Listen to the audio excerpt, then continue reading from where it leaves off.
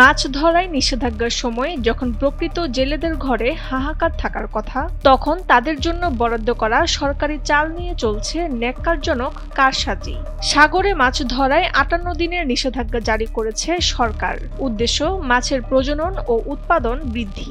কিন্তু এই দীর্ঘ সময় কর্মহীন থাকা উপকূলীয় জেলেদের জন্য বরাদ্দ করা ভিজিএফ এর চাল বিতরণে উঠেছে অনিয়ম আর লুটের অভিযোগ। সবাই চাল মারতেছি, আমরা সুযোগ সুবিধা সবাই পাই, চালগুলা পাই। কারণ আপনারা যদি বন্ধ দিচ্ছি, আমরা তো উপাস। কালকে রাতে আমাদের একজন জেলে ধরে নিয়ে গেছে 11টা বাজে। কারণ হয়তো কার্ড নাই, চালি পাই না। তো যাই মনে করেন গান মাঝে এরা চাকরি করে, এটা বছরে 2টা বোনাস, আমরা কি বোনাসের জন্য যাই? এগুলো আমাদের বোনাস না। সরকারি নির্দেশনা অনুযায়ী উপকূলীয় এলাকার নিবন্ধিত জেলেদের মাসে 40 কেজি করে চাল দেওয়ার কথা, কিন্তু মাঠ পর্যায়ের বাস্তবতা ভিন্ন। কার্ডধারীদের তালিকায় এখন জেলের বদলে স্থান করে নিয়েছে চাকরিজীবী, তরকারি ব্যবসায়ী, এমনকি অটোরিকশা চালকরাও।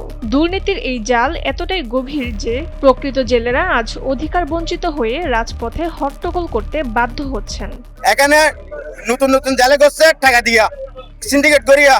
অরিজিনাল জেলে চলবে না, কিসের কারণে আজকে চল দিতে পারবে না? আমরা আন্দোলন করবো।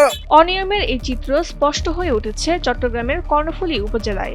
বড় উঠান ইউনিয়ন পরিষদে চাল বিতরণকে কেন্দ্র করে শুরু হয় চরম হট্টগোল। সেখানে 113 জনের তালিকায় 62 জনই ভুয়া হিসেবে চিহ্নিত হয়েছেন।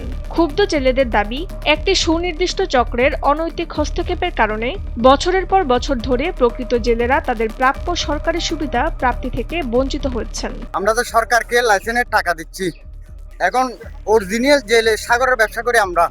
এখন আমরা চাল পাচ্ছি না, যারা কোনোদিন সাগর চোখে দেখেও নাই তারা চল পাচ্ছে, কিন্তু আমরা চল পাচ্ছি না। এখন অনিয়মের খবর পেয়ে কর্ণফুলী উপজেলা নির্বাহী কর্মকর্তা তাৎক্ষণিকভাবে একটি তদন্ত কমিটি গঠন করে দিয়েছেন। প্রশাসনের এমন পদক্ষেপকে স্বাগত জানালেও উপকূলবাসীর দিন কাটছে অনিশ্চয়তায়।